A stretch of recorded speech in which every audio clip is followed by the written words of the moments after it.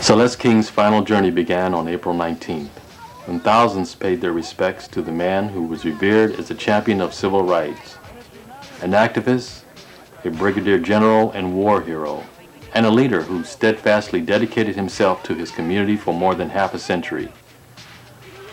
Celeste King III defied convention in death as in life.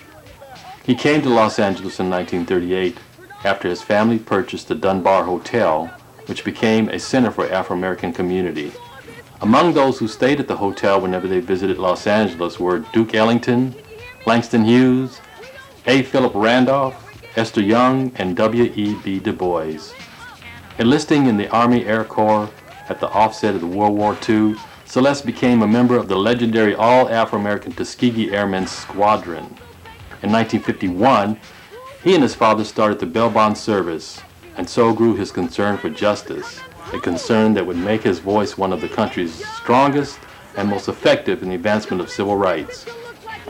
He served as chairman of the Human Relations Committee during the administration of LA Mayor Sam Yorty and later helped to found the Brotherhood Crusade of Los Angeles, launched the annual Kingdom Day Parade, and built the Rumor Control Network.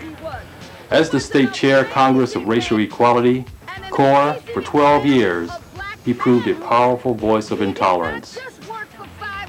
Whenever there was a cause to be fought or an injustice to be corrected, you could find Celeste King there. A great American hero, a civil rights leader, a business leader. I know that he would like to be remembered as Dr. Martin Luther King wanted himself to be remembered. Celeste King was a mover and a shaker, a bold, courageous hero who understood what it meant to be a fighter for civil rights, who founded CORE, who never at any time forgot what his mission was. He was always there for you and for the cause. He was a person that was bigger than life. This man, brigadier general, politician, leader, organizer, educator, was an extraordinary person who gave his life to public service. He was committed to doing everything possible to see that there was the equal rights for people who had been denied for so long. He absolutely knew what it was all about and dared to pursue the mission of justice and equality, encouraging the youth and everyone around him to do better, to strive for higher goals, to attain your highest potential and then go beyond. He embodied the principles of equality and fairness and access to the court system for all people.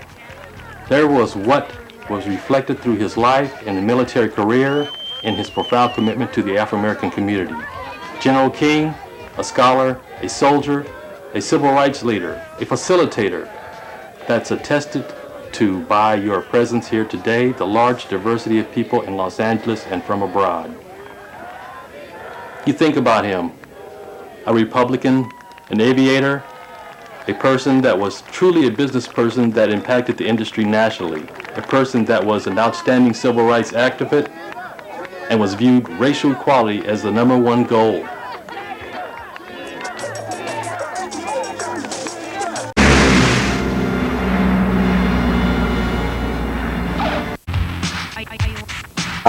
It was quite a few things. He was just like a brother, and as I said, was a mentor.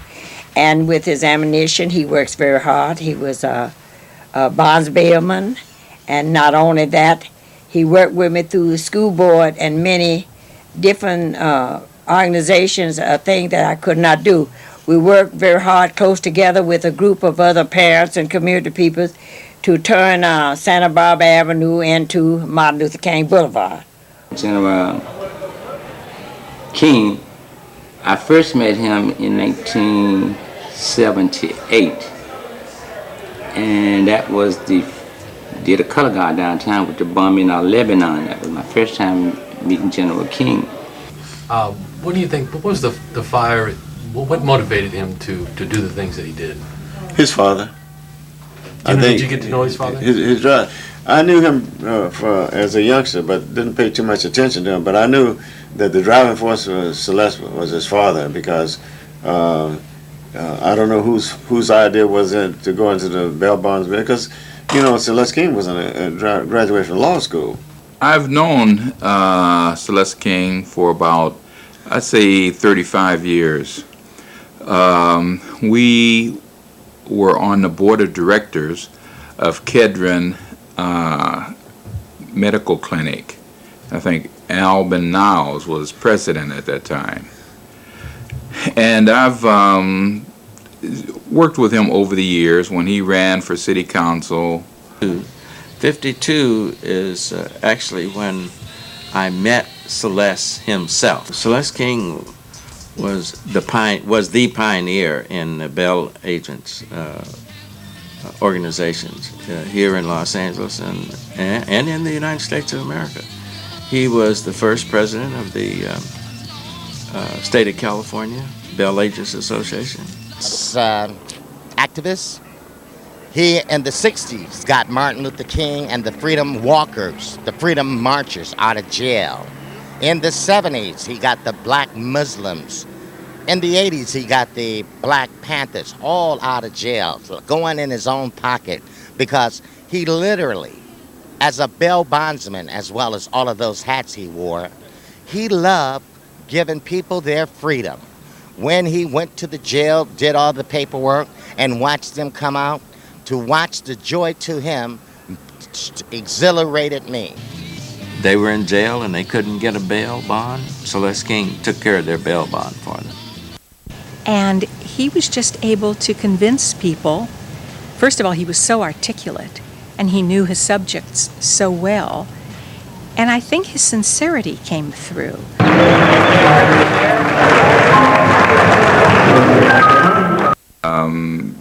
I have found him to be, an outstanding person, truly committed to the black community, and have warned us whereby if we put all our eggs in one basket, the results are going to be what they are now. My father and my grandfather and my great uncle Jimmy were very, very close. In fact, while I was a kid still and I was young, once a week we all went to the fights together down at the Olympic Auditorium without fail. And if we didn't go to the Olympic, we went up to the Hollywood Legion Stadium to the fights. This was a normal thing. And one of the things that transpired all the time when we were going was the discussion about human rights. How do you feel about this day and what the community has come together to commemorate Mr. King? This is a historic day I think the people of Los Angeles should remember, because they should remember CELES. He's left his legacy here in the form of his family as well as his business. And he's left many friends that he's helped along the way. He's done a lot for so many people, I just couldn't go into how much he's done. CELES, I've known CELES since before the war, but we were just kids then. And we didn't meet again until we were in Tuskegee. That is the airfield, not the institute. Our main interest then was just getting through flight training. That was the thing to do. We didn't worry about anything else because that would come with the territory. It didn't make much sense for him to be a grunt as a ground soldier when he was a pilot. So that was the thing there. And he was fortunate enough to have the family background that allowed, and the intellect that allowed him to be able to become one of the Tuskegee Airmen. You had to be the best of the best in the group that was at Tuskegee in your classes to get through. But even though you were in the best of the best group, did not necessarily mean that that you would be able to come out as a pilot or whatever during that particular class graduation, because what the Army Air Corps would do is that there was a white base not too far away from there, and they would never graduate more pilots than were at the other base. And what they would do is when graduation time came, they would reduce the number of pilots at the base, and then accordingly they would wash out so many at Tuskegee. A person that you hated him or you loved him, and I think there's more people that realize that they loved him, that even at that time didn't give him the dues that he deserved, because he did a lot for the community. Do you know, in his many years as a bail bondsman, he has never foreclosed on a bond.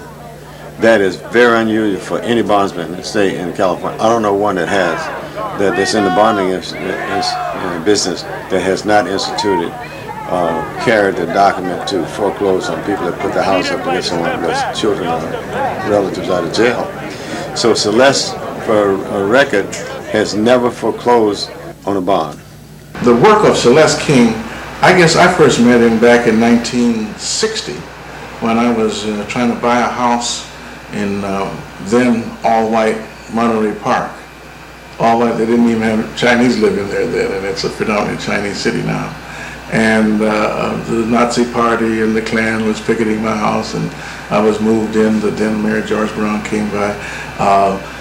Corps and other pickets, Celeste King came and joined and helped just kind of stiffen our resolve as we were determined to remain in that house in Monterey Park, and the rest is history. That was an integrated community. We worked for the United Civil Rights Committee. I would see him from time to time at the Dunbar Hotel in the good old days on Central Avenue.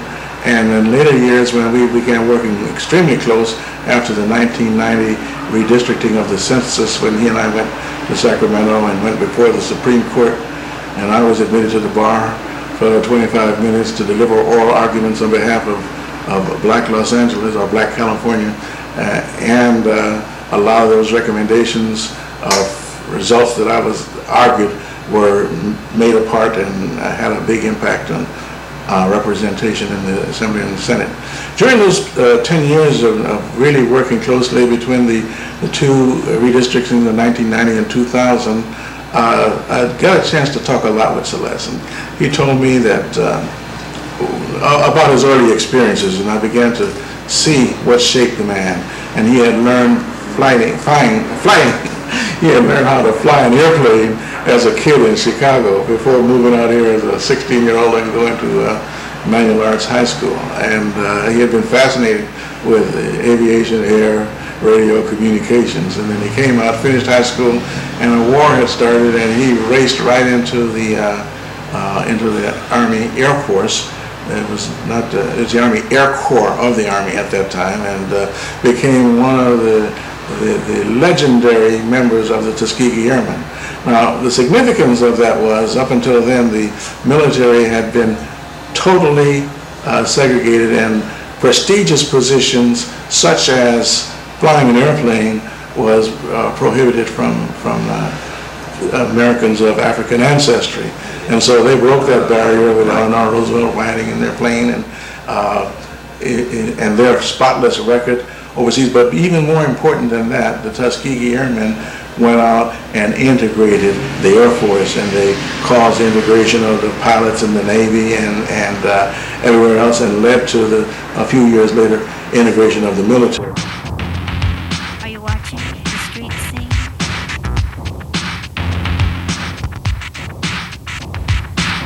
Don't change the channel. Don't change the channel.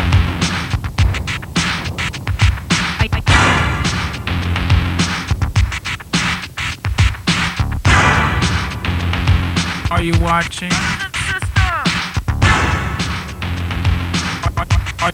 Are you watching?